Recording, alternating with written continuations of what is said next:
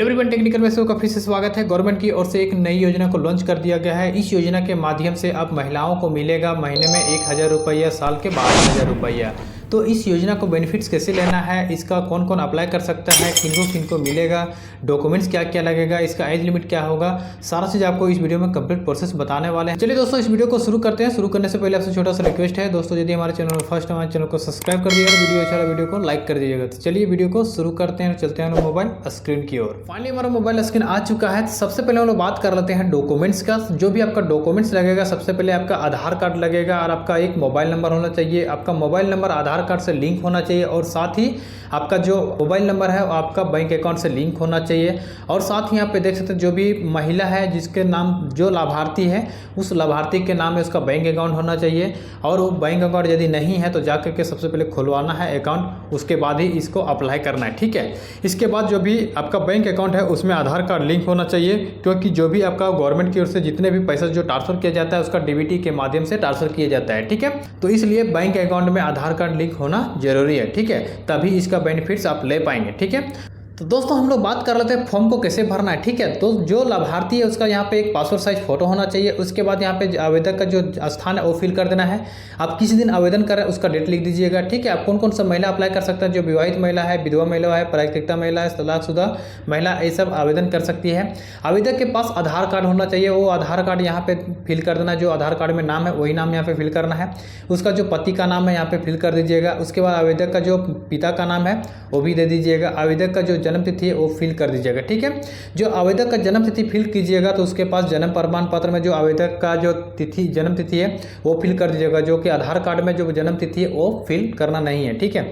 यदि आवेदक के पास जन्म प्रमाण पत्र है, पैन कार्ड है, यदि वोटर कार्ड है, ठीक है, 10वीं का यदि सर्टिफिकेट है, ये सब या ड्राइविंग लाइसेंस यदि है तो आप वो उसमें से जो डेट ऑफ बर्थ दिया है वही जन्म तिथि आपको यहाँ पे फिल करना है, ठीक है।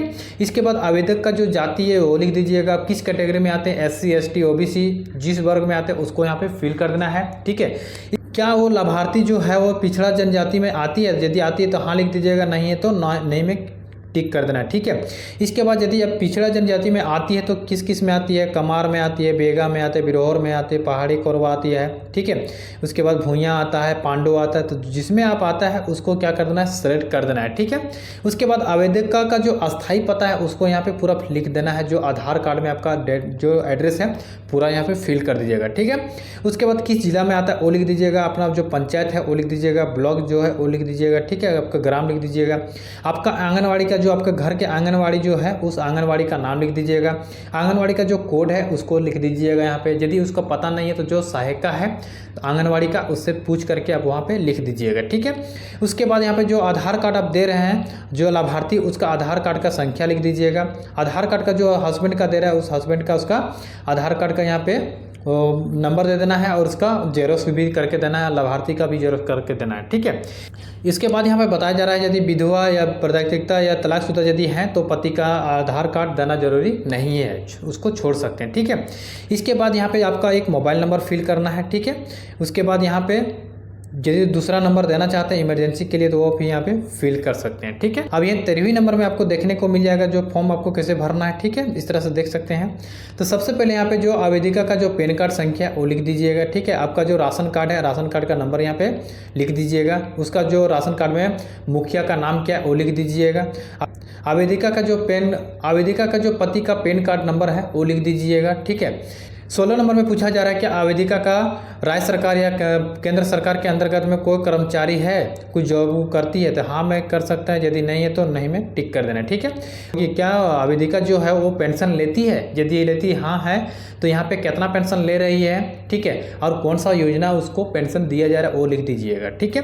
यदि नहीं ले रही है तो उसका एक स्वघोषणा पत्र है उसको यहाँ पे फिल करके आपको ले लेना है, ठीक है। तो 18 नंबर में पूछा जा रहा है यहाँ पे जो लाभार्थी है, लाभार्थी का परिवार में कोई भी केंद्र सरकार या राज्य सरकार के अंतर्गत में कुछ कर्मचारी है, यदि है तो यहाँ पे हाँ कर देना है, यदि नहीं है तो नहीं में टिक कर देना है। ठीक है, जो आवेदिका है वो क्या आयकर दाता है या उसके परिवार में कोई भी आयकर दाता है? यदि हाँ है तो हाँ में कर देना है टिक, और नहीं है तो नहीं में टिक करना। यदि नहीं है तो यहाँ पे स्वघोषणा पत्र आपको फिर साथ में संकलन करके आपको जमा करना है। ठीक है, यहाँ पे 20 नंबर में सबसे पहले पूछा जा रहा है जो भी लाभार्थी है, लाभार्थी का यहाँ पे बैंक खाता का जो संख्या है वो फिल कर देना है। ठीक है, उसके बाद कौन सा बैंक में अकाउंट है वो लिख दीजिएगा, उसका IFSC कोड यहाँ पे फिल कर देना। ठीक है, जो लाभार्थी यहाँ पे आवेदन कर रही है तो सबसे पहले यहाँ पे पूछा जा रहा है क्या उसका जन्म तिथि का पत्र दे रहे हैं आप, संकलन कर रहे हैं? बोला हाँ, यदि हाँ तो हाँ टिक कर देना, यदि नहीं तो नहीं टिक करना है। ठीक है, अब निवास प्रमाण पत्र आप दे रहे हैं तो हाँ पे टिक कर देना है, राशन कार्ड दे रहे हैं तो टिक कर दीजिएगा, आवेदिका का आधार कार्ड है तो टिक कर दीजिएगा।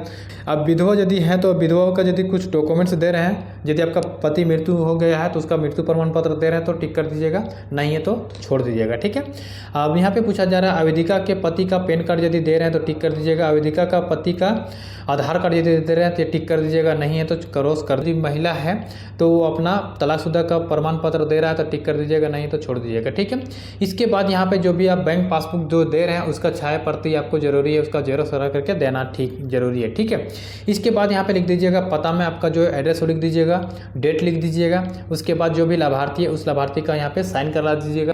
इसके बाद यहाँ पे आपको नीचे आपको कुछ फिल नहीं करना है। ठीक है, अब उसके बाद सारा चीज़ आपको पूरा फॉर्म फिल कर लेना है। फिल करने के बाद जो आपका नज़दीकी आंगनवाड़ी है वहाँ पर अगर जा करके आपको सारा डॉक्यूमेंट्स के साथ आपको जमा करा देना है। ठीक है, जमा करने के बाद आपको वहाँ आंगनवाड़ी का जो सहायिका है वो जा करके आपको ब्लॉक में जमा कर देगा। जमा करने के बाद फिर से आपको वेरीफाई किया जाएगा। जैसे वेरीफाई में आपको सही पाया जाता है तो डॉक्यूमेंट्स को आपको आगे फॉरवर्ड करके और आपका जो भी योजना का लाभ चालू कर दिया जाएगा। ठीक है, तो चलिए दोस्तों, आई होप आप लोग को ये वीडियो अच्छा लगा, वीडियो को लाइक करिए, अपने दोस्तों के साथ शेयर कर दीजिएगा।